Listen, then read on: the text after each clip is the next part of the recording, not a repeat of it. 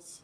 And it is on this positive note that I welcome you to Inside Nigeria, coming to you live from the Leadership Podcast studio. My name remains Tion Joseph, and before me are 5 Nigerian newspapers from which I'll be reading the major stories for you. I'll begin with Leadership newspaper, the most influential newspaper in Nigeria. The lead story on Leadership this morning says lobbying for appointments in Tinubu's presidency begins. I can say we expected that. Heading down there, the first bullet says women want 50% slots. Give us FCT minister, natives the president-elect. Northeast leaders call for broad-based government. And lastly, serve all Nigerians who voted for you, Ekiti APC. That is the report we have from Leadership newspaper this morning. You can always find more stories on our website.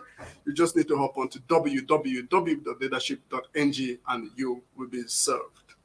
Having said that, let's take a look at the national economy. National economy is the sister publication to Leadership newspaper.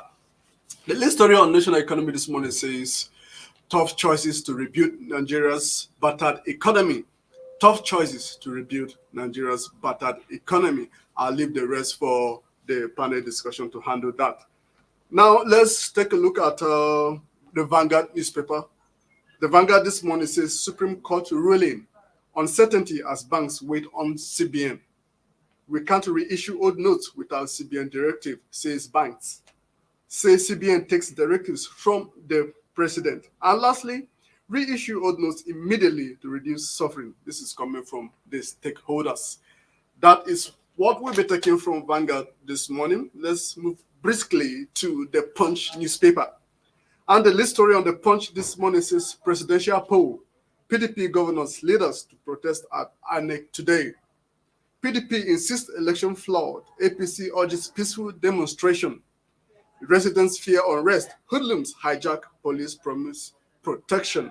That is the report we have from the Punch newspaper this morning. And now to conclude the reports for the first part of the show this morning, let's take a look at the Guardian newspaper. Lead story on the Guardian this morning says e-payment channels face stress test despite banks' 901 billion naira profit.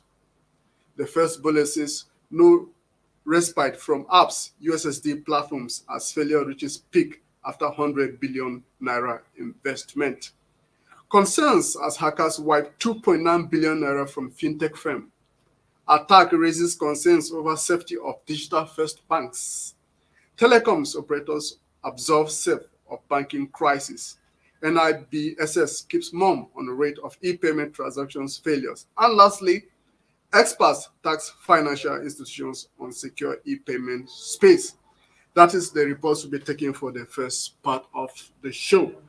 Thank you for staying tuned, and I crave your indulgence to do the same for the second part of the show. I remain Tion Joseph, and I'll be back your way 10 a.m. tomorrow morning. Until then, do have a great day.